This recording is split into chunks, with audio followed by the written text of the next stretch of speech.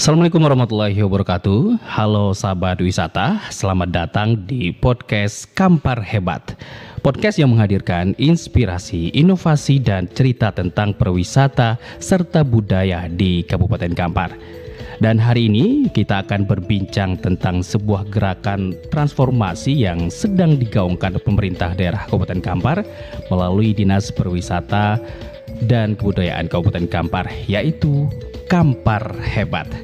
Kita telah bersama Kepala Dinas Pariwisata Kabupaten Kampar, Bapak Zamhur ST. Assalamualaikum, selamat pagi Pak Kadis. Waalaikumsalam, selamat pagi Ari.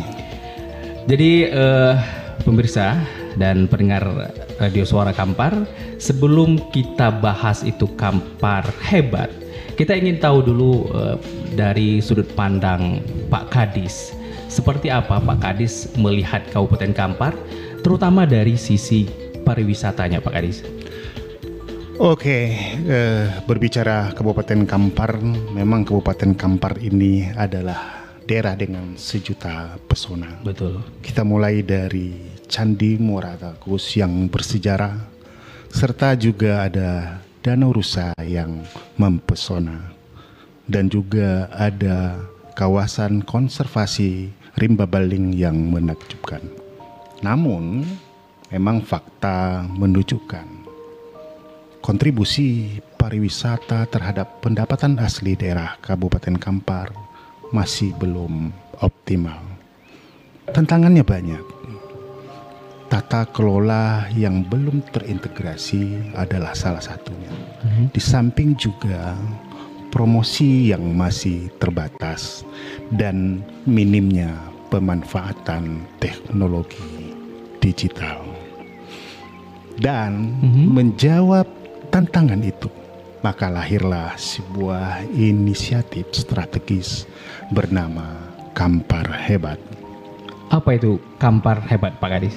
Oke, Kampar Hebat adalah singkatan dari kolaborasi antar mitra untuk penguatan akselerasi retribusi melalui harmonisasi tata kelola, ekspansi digital, branding pariwisata, dan akselerasi pendapatan asli daerah. Selain itu, memang Kampar Hebat bukan hanya sebuah program, tetapi juga sebuah gerakan. Gerakan yang mengajak pemerintah, serta masyarakat, dan juga akademisi, serta swasta dan media untuk bergerak bersama, membangun sebuah ekosistem pariwisata yang lebih kolaboratif, modern, dan berkelanjutan. Baik, jadi ini sebuah program yang sangat dibutuhkan oleh daerah Kabupaten Kampar yang seperti Pak Kadis sampaikan tadi. Kita punya banyak hal yang bisa kita eksplor sebagai tempat wisata. Pilihannya banyak sekali. Yang alam ada, yang tempat religi ada, yang tempat-tempat yang budaya juga ada. Lalu bagaimana caranya nih Pak Kadis? Oke, ada banyak cara, tapi setidaknya saya akan sampaikan ada 4 cara atau 4 strategi utama yang menjadi motor Kampar Hebat itu sendiri. Yang pertama adalah digitalisasi informasi pariwisata yang kita mulai dari aplikasi wisata, serta adanya jadwal event, serta peta destinasi, hingga sistem pembayaran retribusi non-tunai berbasis QRIS. Terus yang kedua adalah kolaborasi multipihak melalui kemitraan publik swasta untuk mengelola dan mempromosikan destinasi wisata itu sendiri. Terus yang ketiga adalah branding pariwisata Kampar lewat konten kreatif dan juga kampanye digital yang menonjolkan budaya serta kearifan lokal. Dan yang keempat, tentu saja adalah sebuah inovasi retribusi berbasis data yang transparan, efisiensi, dan juga akuntabel. Baik, itu tadi penjelasan dari strategi dan inovasi dari Kampar ini, dari Kampar Hebat ini Pak Kadis ya.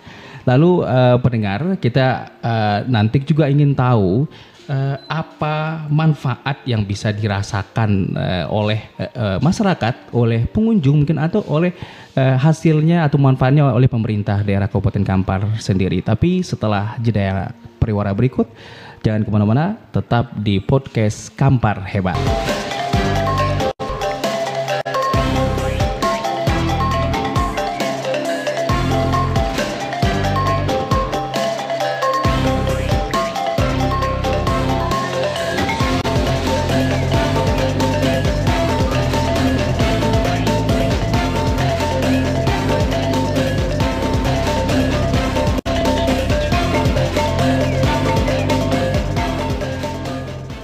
Masih di program podcast Kampar Hebat.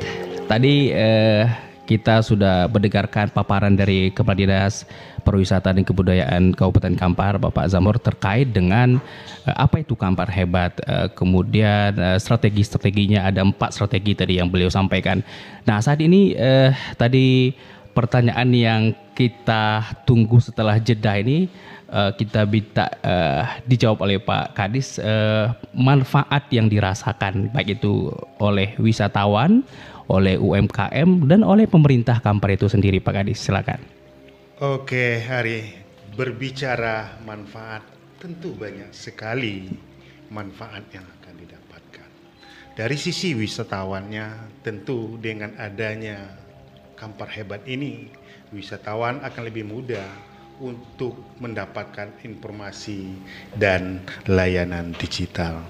Serta untuk masyarakat lokal dan UMKM, tentu saja ini juga akan mendapatkan sebuah atau peluang usaha baru.